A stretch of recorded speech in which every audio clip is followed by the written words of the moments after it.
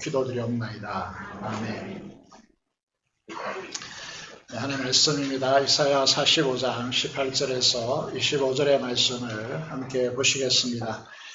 구약성경 1024페이지 3페이지 있습니다. 이사야 45장입니다. 45장 18절에서 25절의 말씀 마지막 절까지 보도록 하겠습니다.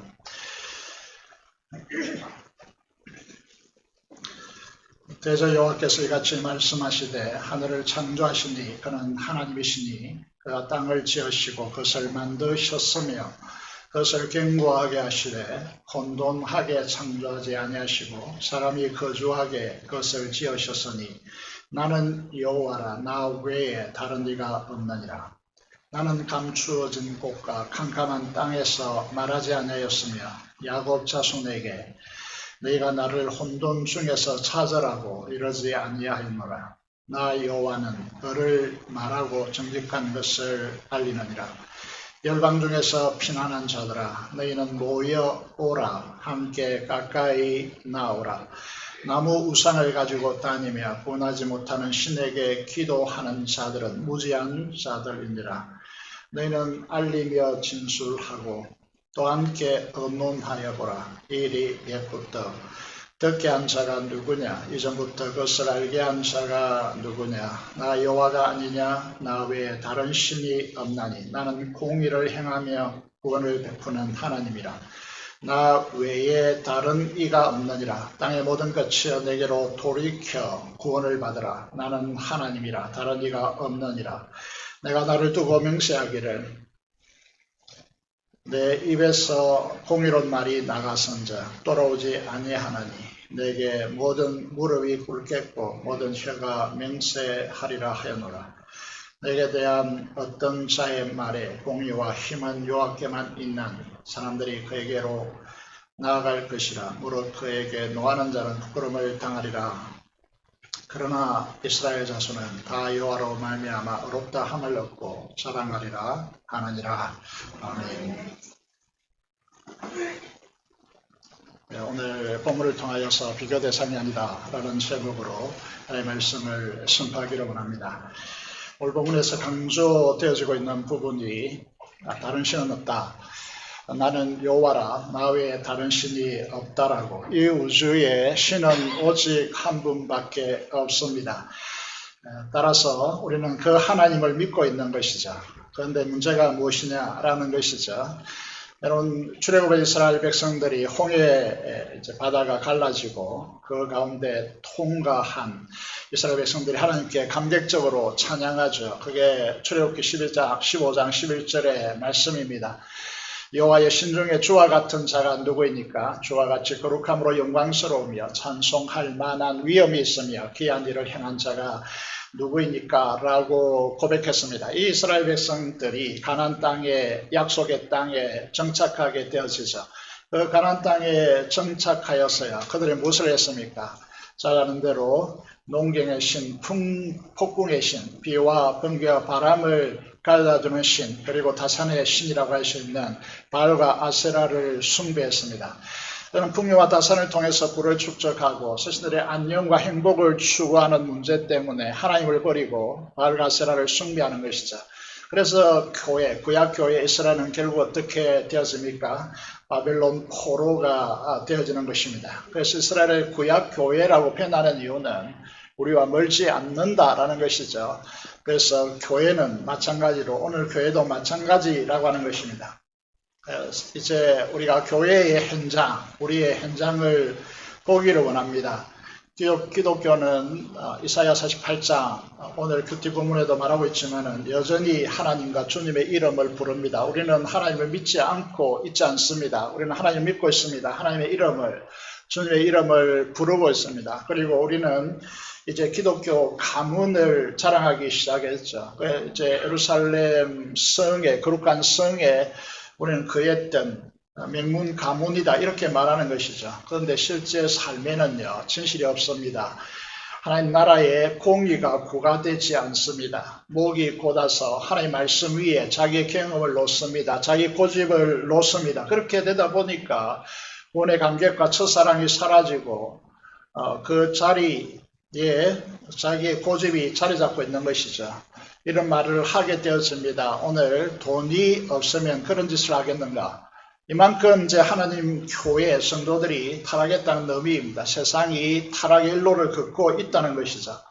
그래서 우리 안에 계신 성령 하나님의 역사를 경험하지 못합니다. 때로는 불같이, 때로는 바람같이 임하시고 역사하시는 성령 하나님의 역사를 전혀 감지하지 못합니다. 때로는 생수의 강같이 흘러서 우리를 소생시키는 성령 하나님의 역사를 경험하지 못하는 것이죠. 여러분 최근에 말씀을 읽고 있습니까? 그 말씀이 송이꿀보다 더 단 하나님의 말씀으로 여러분에게 읽혀지고 있습니까? 좌우의 날선 어떤 금보다도 예리한 하나님의 말씀으로 우리의 영혼을 찔러 쪼개는 그런 말씀이 되고 있습니까? 시퍼렇게 살아있는 하나님의 말씀입니까? 전혀 그 말씀과 동떨어진 말씀이 어떻게 선포되든지 말씀이 어떻게 적혀있든지 전혀 상관없는 삶으로 탐욕이 그 자리를 자리 잡고 채우고 있느냐라고 하는 것입니다. 이것이 이제 조국 교회가 바벨론 포로, 세상의 포로가 되어진 증거라고 하는 것이죠.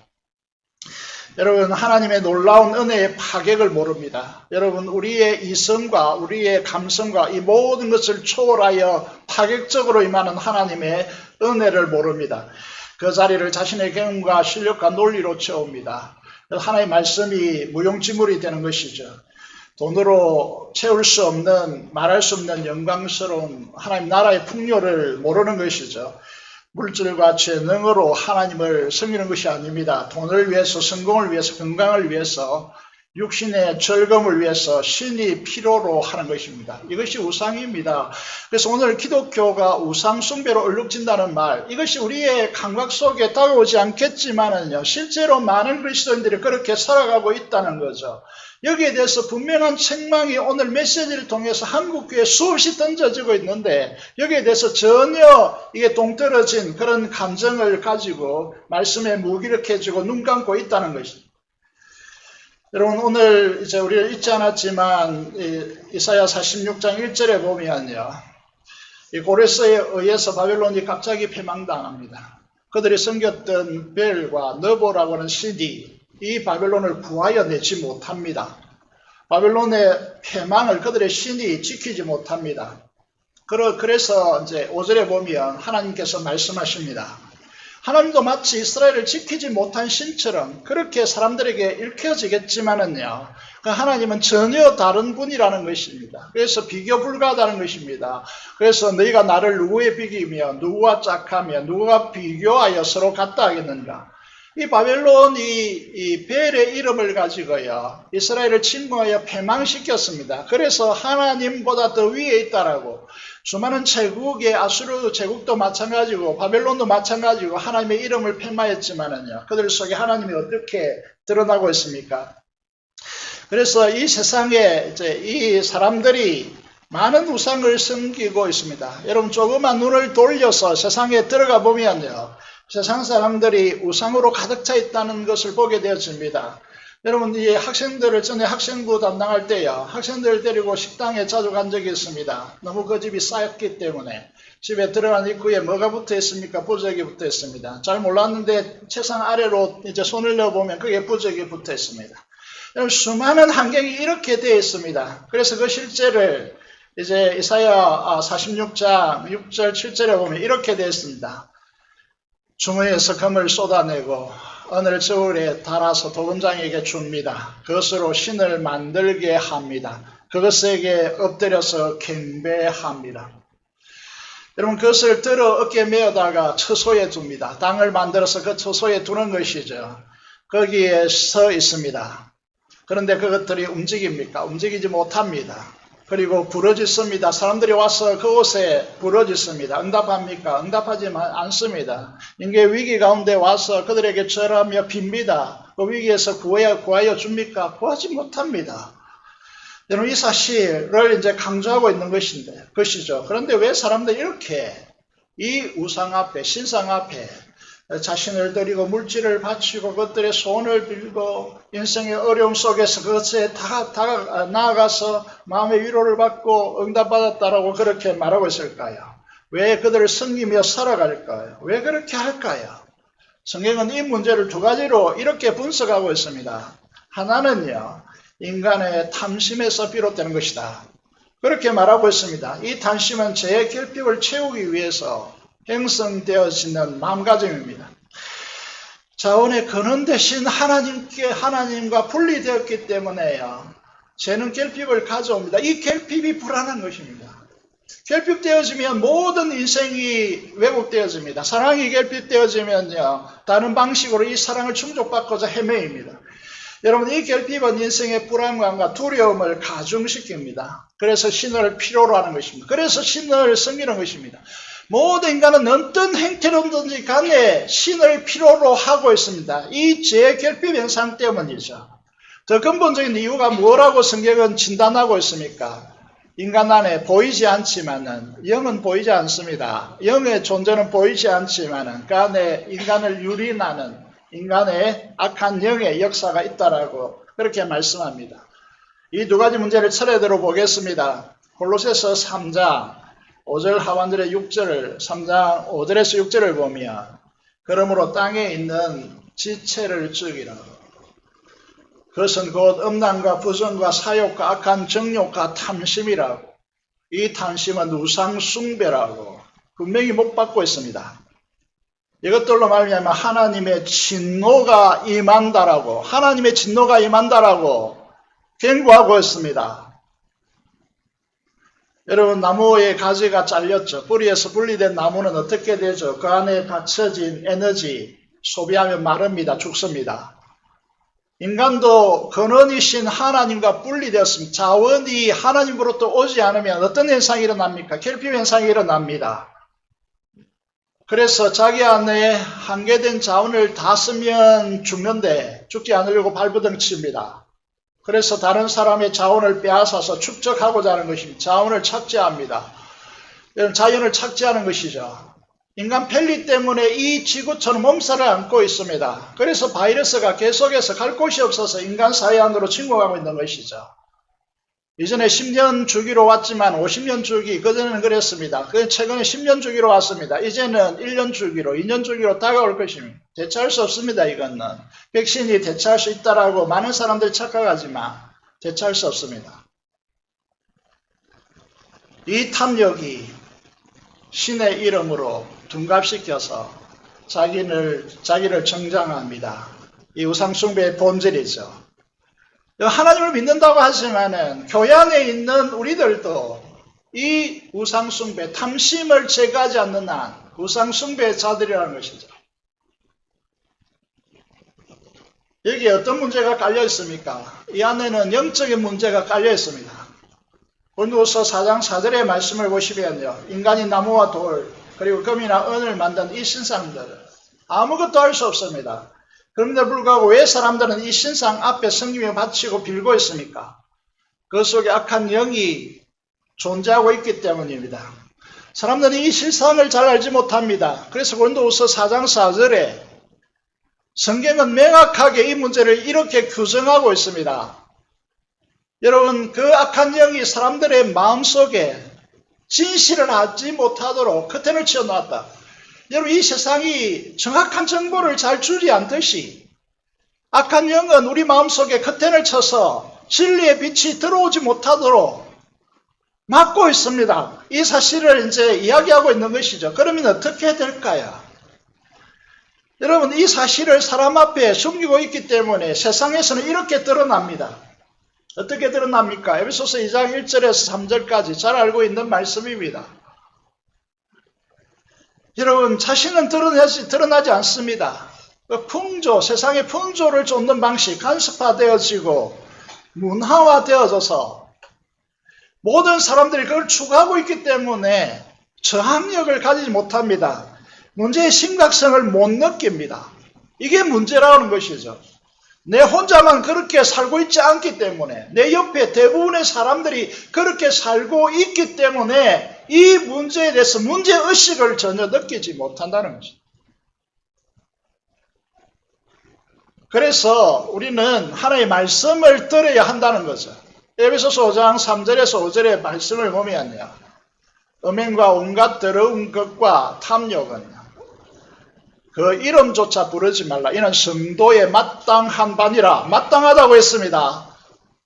근데 너희는 정녕 이것을 알거니와 음행하는 자나 더러운 자나, 이 왜 계속 더럽다라고 말하냐 하면 세상은 아름답다라고 포장하는데 이 거짓이 난무하기 때문에요. 이것은요, 이 더러운 것입니다. 술수를 취하고 거짓을 행하기 때문이죠. 더럽습니다. 탐하는 자, 곧 우상숭배자들은 다 그랬습니다. 한 사람도 예외 없다라고 했습니다. 다 그리스도와 하나님 나라에 기업을 얻지 못한다라고 못 받고 있습니다. 다라고 그랬습니다. 하나님 나라에서 유리됩니다. 그 나라를 누리지 못합니다. 하나님 나라가 이 땅에 침입해 들어와 있고 우리의 삶에 현존하고 있지만은 그 하나님의 나라와 전혀 관계없는 삶을 살아가고 있습니다. 그래서 이사야 45장 20절 우리가 이거 말씀에서 이렇게 호소합니다. 이 마지막 시대에 하나님께서 돌아서라고 경고하고 있습니다. 여러분이 가진 돈과 재능과 능력을 음행과 더러운 짓과 탐욕을 위해서 사용하지 마십시오. 후회하지 마시고 하나님과 그 나라로 돌아오시기를 바랍니다. 이렇게 돌아오라고 하시는 하나님이 어떤 하나님이십니까?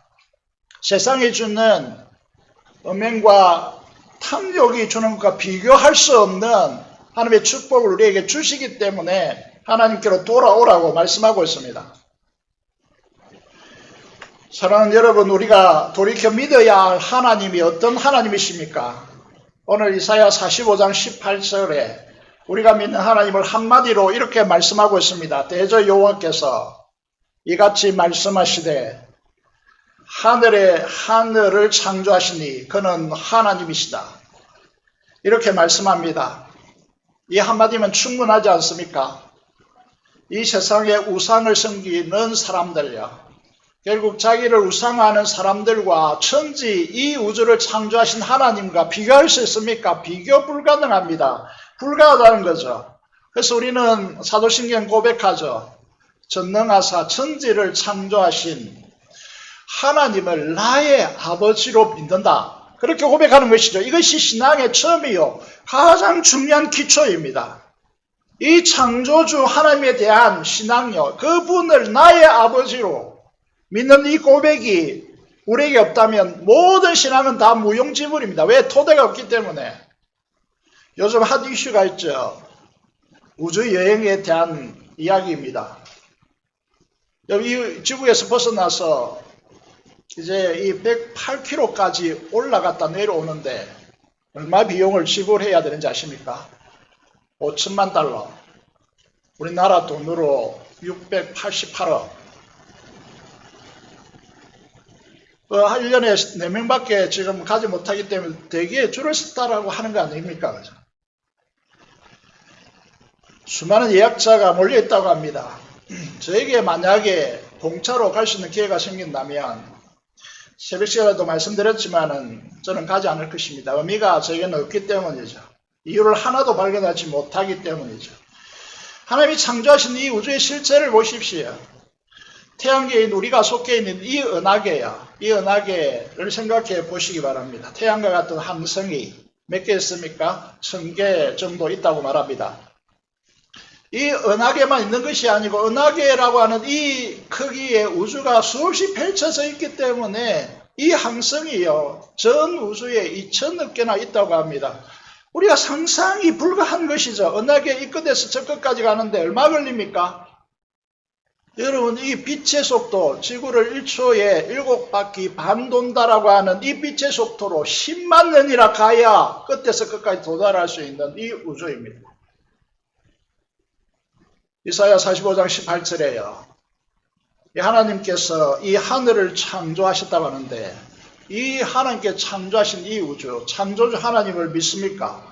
이 하나님을 나의 아버지로 고백하고 있습니까? 그 하나님께서 이 지구를 만드셨고요. 이 지구를 만드신 가정이 창세기 1장 2절부터 안식일 2장 3절까지 질서 있게 창조되어서 인간이 가장 살 수 있는 환경으로 바꾸시고 에덴 동산을 창설하셔서 그 기쁨의 동산을 우리에게 주시고 생명나무와 연합하여서 하나님의 말씀대로 살도록 하나님께서 창조하셨습니다. 이 놀라운 사실은요, 전 최근에 창세기를 공부하고 있는데 이 놀라운 사실이 뭐냐면 이 우주를 창조하신 하나님께서 우리에게 임하여서 그 영광을 우리에게 주심이 함께 하겠다는 겁니다. 이걸 이제 히브리어로 셰키나라고 이야기하는데 이런 이 신이 어디 있습니까? 이런 우주의 신이 어디 있습니까? 여러분 한 번이라도 들어보신 적이 있습니까? 그래서 시편 기자는 시편 8편 1절에서요. 이렇게 고백합니다. 여호와 우리 주여, 주의 이름이 온 땅에 어찌 그리 아름다운지요. 주의 영광이 하늘을 덮었나이다. 여러분 이 고백이 감격스럽게 들립니까? 여러분 이 고백이 여러분이 살아있는 신앙의 고백으로 울려 퍼지고 있습니까? 하나님의 영광이 온 하늘을 덮었다는 이 의미가 여러분에게 다가오고 있냐는 거죠. 이 말씀을 들을 때에 우리의 머리가 쭈삣쭈삣 서고 우리의 피부가 솟아올라서 감격스러워서 어찌할 수 없는 그런 감동스러운 이 예배의 현장에 우리가 있냐는 거죠. 이렇게 들리지 않고 무기력하게 들려서 오늘도 눈 감고 여러분 하나의 연설을 듣고 있느냐는 것이죠. 여러분 하나님은 천지를 창조하신 하나님이십니다. 그분을 우리의 아버지로 믿는 것이죠. 왜 그분을 믿어야 합니까? 두 번째 이유는요. 지난주에서 계속 이사야서를 통해서 살펴보고 있습니다. 여러분 이 역사의 정점을 어디로 두고 있느냐 하면 여러분 이사야 선지자가 태어나기 고레스라고 하는 인물이 태어나기 160년 전에 하나님은 고레스라고 하는 인물을 예고하시고요. 160년 뒤에 이 고레스라고 하는 인물이 실제로 나타났어요. 역사상에서 가장 아이러니한 일이 일어났다 그랬죠. 그거는 이스라엘 백성들이 바벨론 포로에서 예루살렘으로 돌아가고 그 예루살렘에서 성전을 지을 수 있도록 금은 보화를 다 대주고요. 그렇게 한 역사적 인물이 세상에 있을 수 없다는 거예요. 역사에서는 다 거짓말이라고 여겼지만은 이 고레스 실린더가 나타남을 통해 이 부분을 해석해 보니까 그 내용이 그대로 실려 있다는 거죠. 그러면서요 이사야서가 증언합니다. 이 고레스는 징검다리고 실제 이 인물을 위해서 고레스를 존재케 했다는 거죠. 그 인물이 누굽니까? 메시아라는 거죠. 이 메시아에 대한 예언은 어디부터 실려 있습니까? 창세기 3장 15절부터 실려져 있습니다. 그리고 이 이사야서에요. 이 메시아에 대한 이 예언이 수두룩하게 실려져 있습니다. 어떻게 죽을 것이고 어떻게 부활하실 것이고 어떻게 부자의 모실에 장사될 것이고 여러분 때가 하나도 끊기지 않고 그대로 보존되었다가 살아날 것이고 이런 이야기들이 이 이사야서에 가득 차서 예언되어 있다는 거예요. 이 약속과 성취를 보면서요. 오늘 21절은 이렇게 말씀하고 있죠. 너희는 알리며 진술하고 또 함께 의논하여 보라. 이게 목장교회가 필요한 것이죠. 함께 모여서 성경을 공부하고 하나님의 말씀을 공부하고 그 말씀 속에서 어떻게 역사에서 그 말씀이 성취되었는지 함께 살펴보고 함께 나누고 여러분 우리의 인생을 세상이 주는 정보에 의해서 살아가는 것이 아니라 하나님의 말씀이 주는 정보에 의해서 그 말씀대로 살아가자라고 하네. 이 함께 다짐하고 함께 격려하고 함께 용기를 주고 하나님의 말씀대로 살아가는 것이 이 세상이 보편적으로 걸어가는 길이 아니기 때문에 좁은 길이기 때문에 그 좁은 길을 걷는 사람들이 함께 모여서 격려하고 세상 속에서 매장당할 수밖에 없는 세상 사람들이 우글거리는 이리떼 가운데 양으로 살기 때문에 그 힘듦을 함께 보듬어주고 함께 위로해주고 함께 격려해주는 여러분 함께 의논하고 이 일을 옛부터 이루신 하나님의 역사를 경험하면서 우리가 지금 힘들지만 반드시 하나님의 약속대로 이루어질 그 사실을 내다보면서 서로를 격려하며 살아가는 것이 우리의 삶이라는 것이죠. 결국 이 세상은요. 이사야 45장 23절의 말씀처럼 모든 무릎이 하나님께 꿇게 될 것입니다. 빌립보서 2장 8절 이하의 말씀대로 모든 무릎이 그리스도를 주로 고백하며 물이 바다를 덮음같이 여호와를 인정할 수밖에 없는 세상이 올 것입니다. 그것을 이사야서와 다니엘서와 이런 바벨론 포로를 진술하고 있는 성경에서요. 이 세상에 존재하는 가장 위대한 제국은 바벨론입니다. 그 바벨론의 가장 위대한 왕은 느부갓네살입니다. 느부갓네살이 어떻게 고백합니까? 여러분, 이 바벨론을 정복한 이 페르시아의 초대왕 고레스는 뭐라고 고백합니까? 이 세상에 진정한 참신은 하나님밖에 없고 그 나라는 새하는 나라가 아니고 무궁한 나라라고 그들의 입을 통해서 고백하고 있지 않습니까? 이분이 우리가 믿는 하나님이십니다. 세상이 우리를 속일지라도 하나님의 말씀을 보면서 그 진리를 분별해내고 그 말씀대로 살아가야죠. 말씀이 가라면 가고 말씀이 서라면 서야죠. 여러분, 이사야서에서 하나님은 창조주 하나님입니다. 약속의 하나님이다. 그 다음에 우리에게 하나님을 어떻게 소개하고 있습니까? 세 번째는요, 구속의 하나님이라고 소개하고 있습니다. 22절을 보시면 우리에게 이렇게 말씀하고 있습니다. 내가 돌이켜 구원을 받으라고 말씀하고 있습니다. 이 구원을 받는 대상을 이렇게 말씀하고 있습니다. 땅의 모든 끝이여 내게로 돌이켜 구원을 받으라. 나는 하나님이라 다른 네가 없느니라. 이사야 46장 3절에 보면 누구를 구원하겠다는 것입니까? 야곱의 집입니다. 야곱을 생각해 보십시오. 여러분, 이 야곱을 어떻게 부릅니까? 이스라엘의 남은 자예요. 남은 자 사상이 등장하고 있습니다. 이 말을 왜 드리냐면 앞으로 이 세상 한가운데서 이렇게 여러분, 이 세상이 돌아가는 이 세상 속에서 주님께서 오실 때 너에게서 믿음을 보겠느냐고 했습니다. 다시 말해서 진리의 말씀을 붙들고 살아가는 사람들이 얼마나 되겠느냐라고 주님께서 말씀하십니다. 이 야곱을 구원하셨는데 야곱을 이스라엘로 삼으셨습니다. 이 엄청난 역사를 우리가 잘 보셔야 됩니다. 저희도 말씀드린 적이 있는데 여러분, 성경의 인물 중에 여러분 누구를 존경합니까? 이렇게 물어보면 단 한 사람도 야곱을 존경한다는 사람을 들어본 적이 없습니다.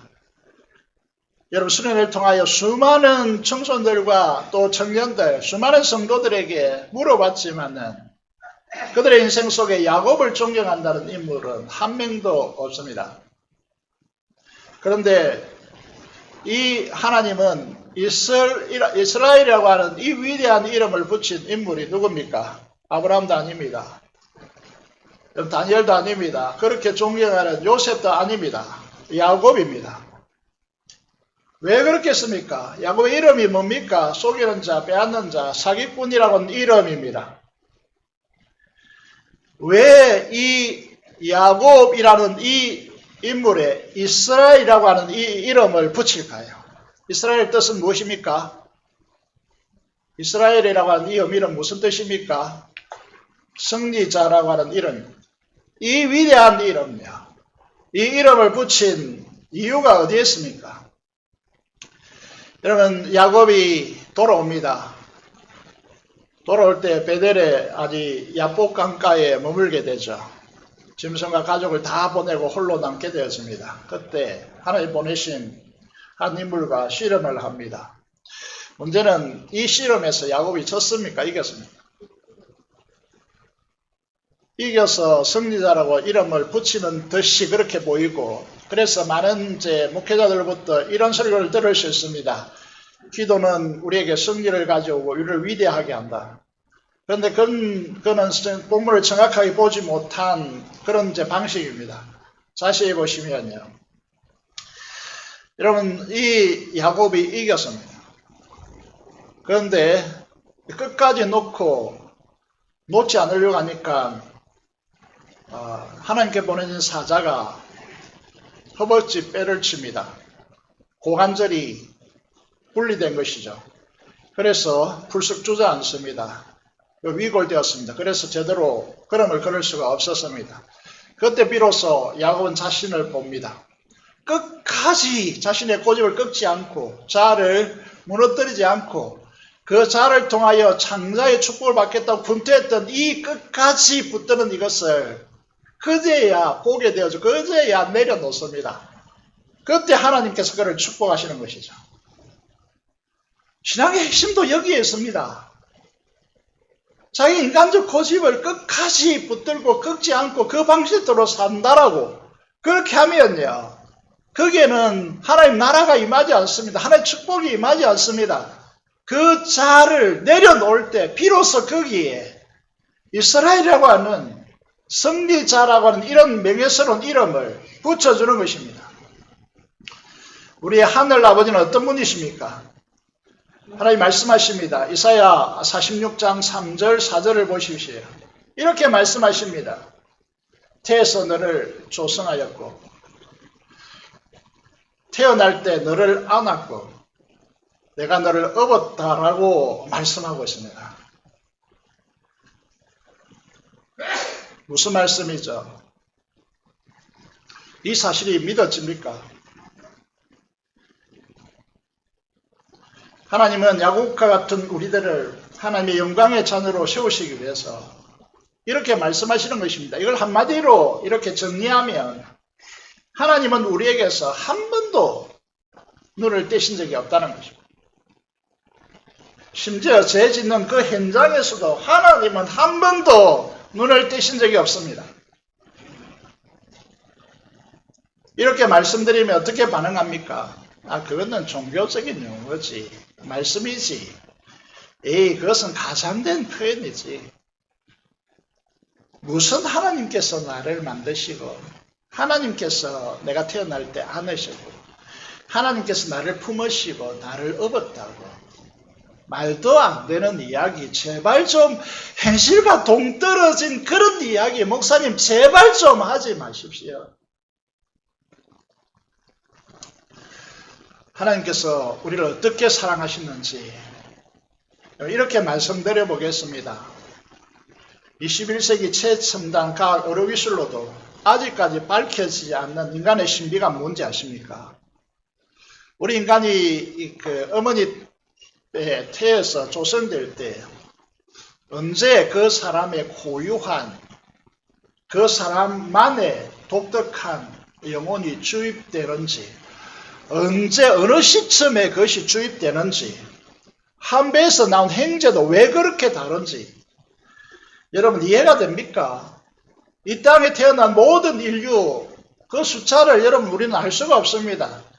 그런데 지금 현재 현존하는 인류만 인간만 생각해도 52억입니까? 그 52억이 지문이 하나도 같은 인간이 없다는 거예요. 이게 이해가 됩니까? 신비하지 않습니까? 어떻게 하나님께서 우리 태에서 조성하셨다고는 이 사실에 대해서 믿지 않으려고 하시는 것입니까? 자연스럽게 여러분이 태어난 것으로 그렇게 착각하십니까? 태 조성하기 전에 우리를 하나님께서 보셨고 때가 되어서 이 세상에 태어나게 하셨고 우리를 살게 하셨다가 천국으로 부르시는 것입니다. 46장 4절에 보면 노년에 백발이 되기까지 하나님은 우리를 포기하지 않고 내가 너희를 품을 것이라. 내가 지었은 점 내가 없을 것이고 아니고 업을 것이라. 내가 품고 구하여 내리라고 그렇게 말씀하고 있습니다. 이 사실에 대해서 야곱을 보면 알게 되어집니다. 야곱을 보십시오. 야곱이 죽기 전에 그의 아들, 자녀들 축복하시는데 거기에 내용이 창세기 49장에 나와 있습니다. 이 글을 읽으면서 가슴이 뭉클해지는 것은 그 자녀를 얼마나 사랑하였는가 그리고 그 자녀의 미래를 어떻게 예언적으로 이 축복하면서 선포하고 있는가를 보면서야 아무도 흉내낼 수 없는 자손들의 미래를 통찰력 있는 말씀으로 쏟아냅니다. 여러분 이런 사람이 있을 수 있겠습니까? 노년에 가면요 인간이 이 욕심이 더덕더덕 붙었어요. 어린아이가 된다고 하죠. 그런데 우리가 가져야 될 목표 중에 하나가요. 하나님 말씀대로 살아서 우리의 노년에 우리의 후손들을, 우리의 후대들을 보면서 그들 축복으로 예언적 축복으로 축복하고요. 그들의 인생이 하나님의 말씀으로 펼쳐지도록 하는 것이 우리의 인생의 목표 중에 중요한 목표가 되어야 됩니다. 탐욕과 우상숭배로 얼룩져서 이렇게 사는 인생이 이렇게 깨끗한 영혼을 가지고 그들의 미래를 보면서 자손들의 미래를 축복할 수 있을까요? 축복 못합니다. 자신의 욕심만 더덕더 붙여가지고 자기 편리를 위해서 살아갈 뿐이죠. 우리 한 사람 한 사람 생각해 보면 야곱과 같은 인생입니다. 지렁이 같이 연약한 인생이죠. 그런데 이 하찮은 인간들이요, 하나님 위에 서겠다고 자기 고집을 가지고 가소롭기 짝이 없습니다. 연약하기 짝이 없는 인간들이요, 탐욕 그는요, 결핍으로 오는 탐욕을 채워도 만족이 안 됩니다. 여러분, 음란요, 만족 안 됩니다. 여러분, 우상숭배, 탐욕이요, 이건 결핍을 이 땅의 죄의 지배 아래 있는 한 해소 안 됩니다. 그런데 그걸 가능하더라고 막 이렇게 살아가는 것이죠. 사랑하는 여러분, 하나님께서 우리를 부르십니다. 이런 세상 가운데요, 그래서 하나님은 우리를 구원하셨죠. 그래서 이 세 번째로 이제 우리가 주목해야 될 단어가 뭐냐면 구속의 영광이라는 것입니다. 여러분, 이게 왜 중요하냐? 우리 삶의 현장에서 왜 이 구속의 영광이 중요하냐를 보셔야 되는 문제가 뭐냐면 우리 가치가 얼마나 대단한 가치인가 자기의 자존감을 보셔야 된다는 거죠. 우리 자신이 얼마나 위대한 존재인가를 보실 줄 알아야 된다는 거죠. 이런 하나님은 이 말씀으로 이 우주를 창조하셨습니다. 그런데 이 우주보다 더 귀한 분이 성자죠. 예수님입니다. 그 아들의 생명의 대가로 지불하고 우리를 하나님의 자녀로 사셨습니다. 이게 구속이라는 단어입니다. 우리의 가치는 어디에 있습니까? 예수 그리스도에게 있습니다. 그분이 얼마나 중요한 분인가, 얼마나 가치가 있는 분인가, 그것에 의해서 우리가 결정됩니다. 왜? 우리를 위해서 그분이 생명의 대가로 지불했기 때문에. 거기에다가 주님께서 우리 죄 때문에 십자가에서 지옥의 형벌을 받았습니다. 하나님의 심판의 진노의 심판을 모조리 다 받아내셨습니다. 그래서 우리가 지옥에 안 가는 거예요. 이 가치를 아느냐는 것입니다. 그래서 세상의 소리요, 여러분, 이 세상에 우리를 무너뜨리는 세상의 소리는 가장 가까운 부모로부터 옵니다. 가장 가까운 남편으로부터 옵니다. 가장 가까운 나와 삶에 공유하는 사람들로부터 우리의 가치를 폐마하는 말들을 막 쏟아냅니다. 그런데 그리스도인들이요, 그런 이 말들에 의해서 자기의 자존감을, 자기의 정체성을 무너뜨릴 수 없습니다. 왜냐하면 하나님께서 그런 것들에 의해서 무너질 수 없는 가치로 우리를 하나님의 자녀로 삼으셨기 때문입니다. 그래서 우리는 이 사랑을 안다면 끊임없이 우리는 이렇게 기도할 수밖에 없습니다. 이 기도가 가끔씩 여러분에게 터져 나오는지 여러분 보십시오. 이게 여러분을 점검할 수 있는 시금석입니다. 하나님 왜 이렇게까지 하십니까?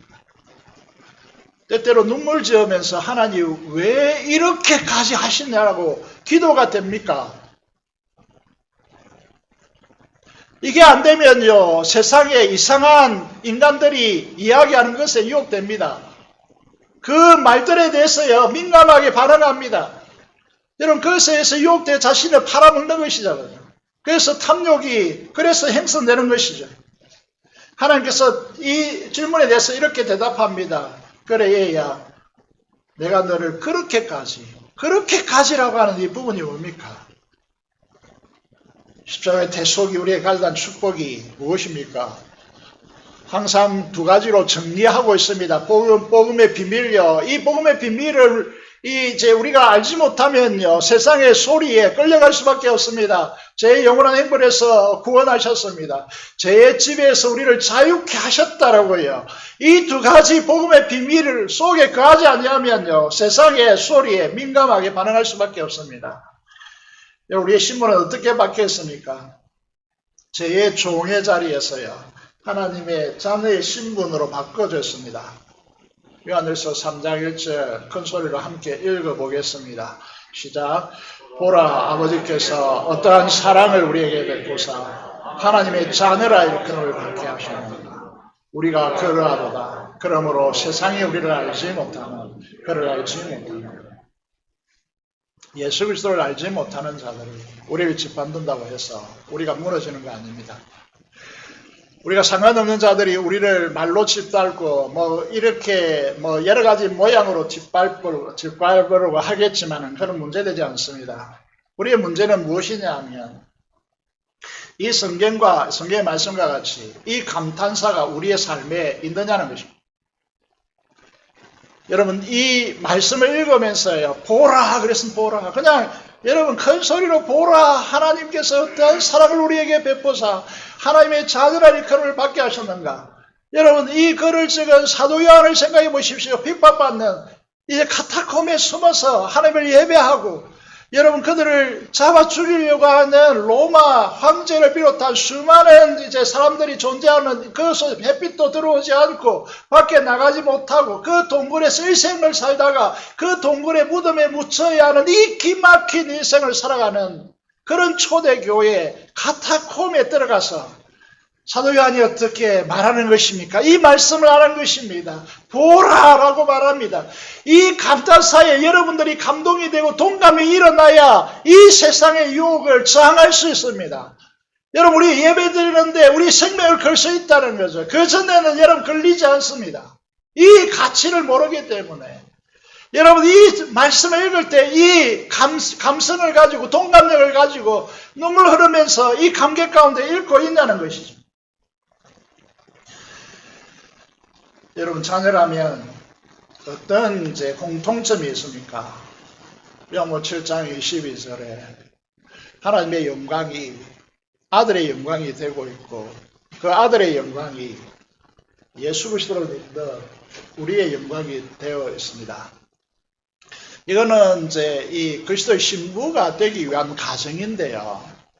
여러분 사람이 짐승과 결혼하지 않습니다. 종이 다른 종과 결혼하지 못한다고요. 그러면 예수 그리스도 하나님의 아들 성자와 결혼하는 존재는요. 성자와 같은 신분과 같은 존재가 되어야 합니다. 그걸 위해서 우리에게 하나님의 영광을 부여하셨다는 거죠. 이 엄청난 역사를 여러분 아십니까? 그래서 우리에게 순교를 요구하는 것입니다.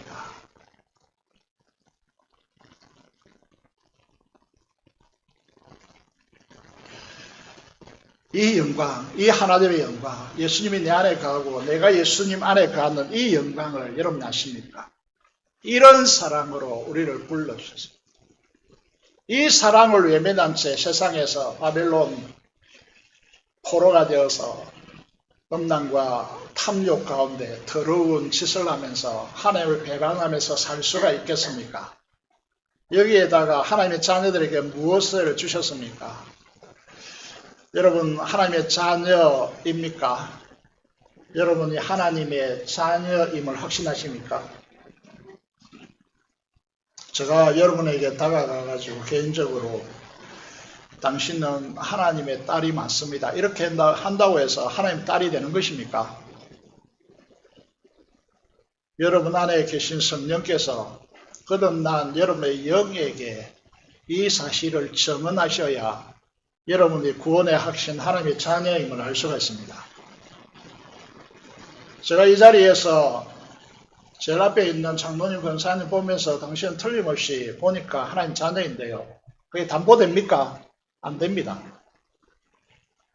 우리 여러분 안에 계신 성령께서 거듭난 영에게 말씀하시는 말을 마음에 깨달아야 이게 가능한 것입니다. 그런데 자녀이면 엄청난 축복이 옵니다.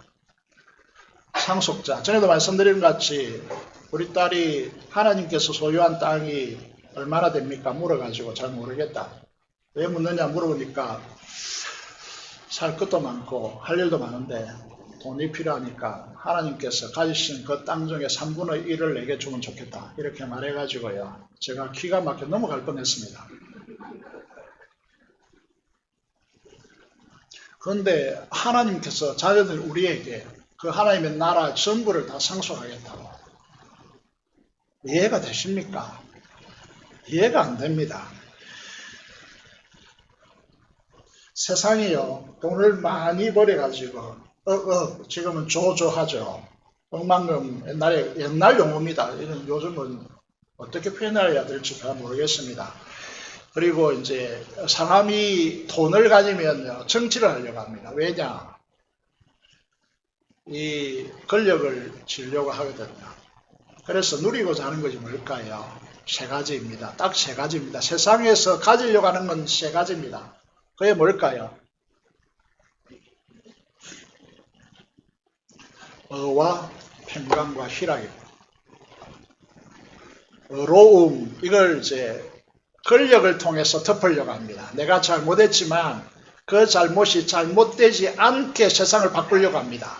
이게 의를 추구하는 세상의 모습입니다. 그래서 평강을 보십시오. 부족함이 없는, 결핍이 없는 풍요로움을 구가하고자 합니다. 이게 평강입니다. 희락은 무엇입니까? 즐거워하고 기뻐하는 행복입니다. 이 세 가지를 가지려고 그렇게까지 이 세상이 분투합니다. 자기의 잘못을 숨기면서까지요. 그 권력을 통해 덮으면서까지요. 그게 됩니까? 안 됩니다. 그런데 하나님은 우리에게 의와 평강과 희락의 하나님의 나라를 대가없이 값없이 성령 하나님 안에 주겠다고 말씀하십니다. 믿으십니까? 로마서 14장 17절에 오직 성령 안에서 의와 평강과 희락이라고 하나님 나라가요. 이 하나님 나라를 기업으로 주겠다라고 말씀하고 있는 것이죠. 이것이 정리해 보겠습니다. 지금까지 말씀한 부분이 생각나나요? 하나님 창조주 하나님이십니다. 약속과 성취하시는 하나님이십니다. 그죠? 그 다음 뭘 이야기했습니까? 구속하신 하나님이십니다. 사랑의 하나님이라는 뜻이죠. 우리에게 기업, 하나님 나라를 기업으로 주시는 하나님이십니다. 이 사실이 믿어져야 하고 우리의 현실이라는 사실을 확신해야 됩니다. 45장 25절을 보겠습니다.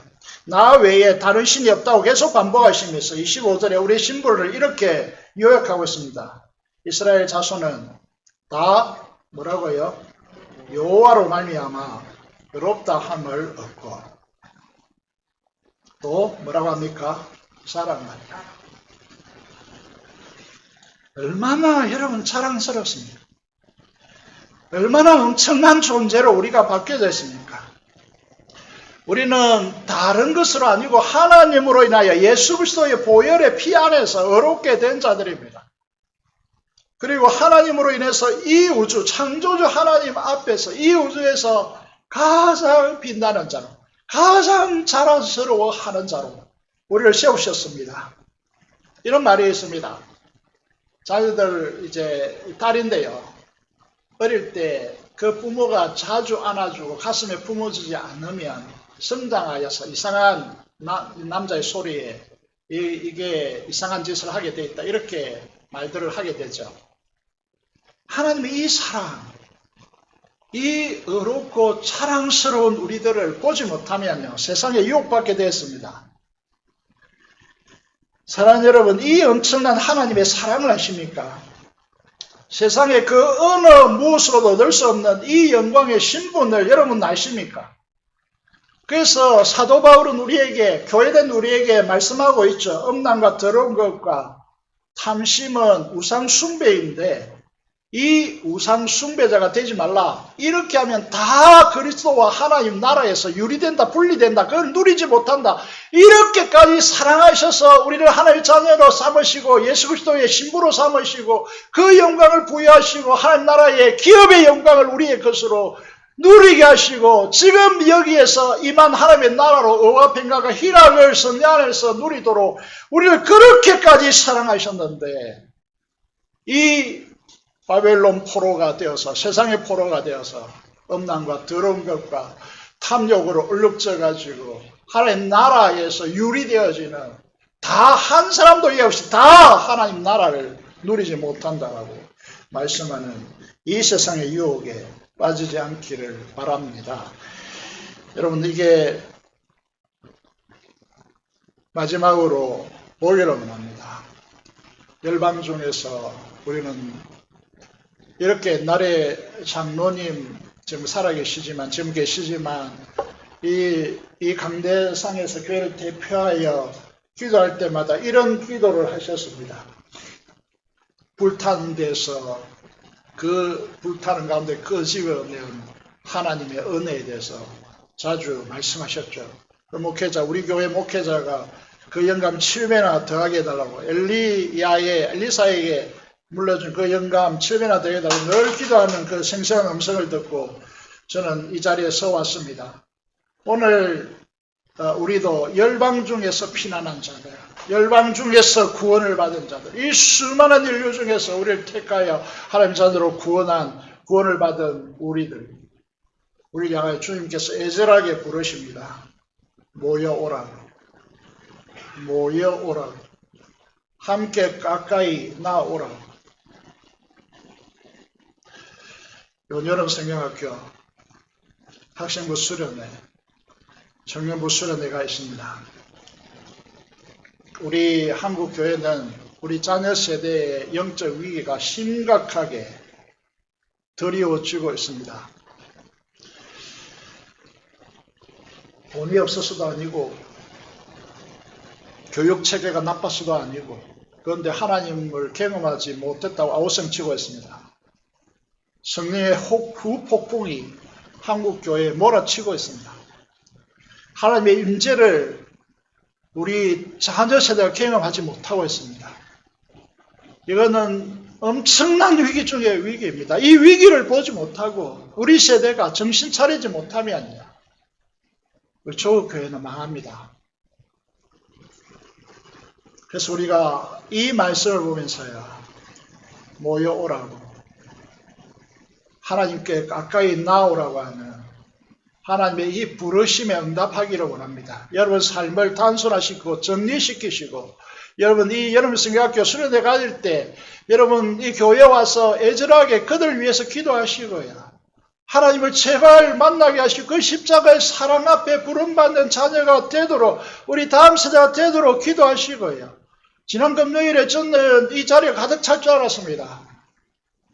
여러분 그들을 위해서 기도하는 수많은 사람들이 이곳에 모여들 줄 알았습니다. 우리가 뭘 하고 했을까요? 여러분 가지 말라고 하는 여러분 동구에서 최근에 유난하게 많이 코로나가 발생해가지고 제가 이제 동구에 일하고 계시는 강도사님께 물었습니다. 왜 그러냐고. 동구 그동안 청정지역인데 왜 이러냐고 물어보니까 사교 댄스 교실에서 코로나가 막 발생했다고 그러더라고요. 사교 댄스 교실이야. 여러분 우리가 2년 동안 목장 연합수련회, 목장 수련을 가지 못하고 있습니다. 어떻게 하시겠습니까? 우리 집사님의 수고로 설교 동영상이 뜨고 있습니다. 여러분, 이게 목회자방에 또 남기고 있습니다. 여러분, 주보에 목장교회 교재 토의 나눔이 있죠. 이 질문을 보시면서요. 영상에 다시 들어가 찾아보시고, 여러분 공부하시고, 여러분 목장 식구들 전화해가지고 이 하나님의 말씀을 어떻게 받았으며 어떻게 적용하여 순종하기로 하셨고 그 순종을 통하여 하나님께서 당신의 삶에 하나님의 나라가 의와 평강과 희락하게 하나님 나라 성령 안에서 경험되고 있습니까? 라고 묻고 함께 격려하고요. 하나님의 약속이 어떻게 성취되어 왔고 내 삶에서 어떻게 성취되어져 가고 있고 당신도 이런 말씀에 순종하면 이렇게 하나님께서 실제적으로 역사하는 그런 이제 현장을 경험할 것이라고 격려하고 그런 삶으로 가야 됩니다. 이 세상은 조금만 눈 돌리면요 탐욕과 더러움과 탐심으로 얼룩져 있습니다. 여러분 그런 세상 가운데 우리의 지체들을 보호하고 하나님의 이 공동체 안에서 순결한 자들과 의와 평강 희락을 추구하는 순결한 자들을 격려하고 함께 하나님을 도모하고 하나님의 이 축복의 근원 아래 살도록 함께 우리가 노력하는 우리의 삶이 되기를 원합니다. 나아가십시오. 여러분 멀기 힘든 이 시대에서 하나님의 말씀을 격려하는 이 운동이 우리 교회에 펼쳐지기를 원합니다. 특별히 유혹받기 쉬운 이 여름철에 이 뜨거운 여름날들에 여러분 이 여름날들에 목장교회 연합수련을 통하여서 부러짓고 하나님의 애타게 바라본 말씀의 도전을 받고 하는 이 시대에서 우리는 이걸 하지 못하는 시대였어요. 하나님의 말씀의 영광 앞에 하나 되기를 원합니다. 음란과 더러움과 탐욕의 시대에서 우상 숭배의 이 정신에서 벗어나기를 원합니다. 의와 평강과 희락의 하나님의 나라를 함께 도모하고 함께 누려가는 재건 부산교회 성도님들이 되시기를 주님의 이름으로 축복합니다. 함께 기도드리겠습니다. 오늘 말씀을 통하여 성령 하나님께서 여러분의 말씀하신 바를 붙들고 돌아서야 할 부분들은 돌아서고 하나님 나라를 도모해야 될 부분들에 하나님 헌신하겠다고 결단하고 민족의 복음과 통일과 화성의 선교사를 위해서 음성으로 기도하는 귀한 시간이 되기를 원합니다. 기도하겠습니다. 살아계신 아버지 하나님 은혜를 감사합니다. 우리의 창조주가 되시고 약속하시고 성취하시는 역사의 주관자가 되시니 우리를 구속하시고 지르기 같은 야곱 같은 우리들을 사랑하여 주셔서 하나님의 것으로 삼으시고 영광을 우리에게 부여하셔서 하나님의 그리스도의 신부가 되게 하시고 그리스도와 연합되게 하셔서 하나님의 나라의 그 기업의 영광, 의와 평강과 희락이 넘치는 하나님의 나라를 우리에게 부여하신 하나님의 은혜에 감사를 드립니다. 하나님 아버지, 이 세상에 바벨론 포로 아래에 있는 우리들을 용서하여 주시고 긍휼히 여겨주시고 탐욕과 더러운 것과 음란함에서 벗어나서 의와 평강과 희락을 그리스도를 깨끗한 마음으로 부르는 자들과 함께하며 이 일을 도모할 수 있도록 주께서 역사하여 주시고 아버지, 이 민족의 복음화를 위해서 기도합니다. 하나님, 우리를 넘어서서 이 지역사회 이 민족의 복음화 피없는 통일과 화성 선교사를 통하여 일하여 주시기를 간절히 소원을 드립니다. 우리 주 예수 그리스도 이름으로 기도드리옵나이다.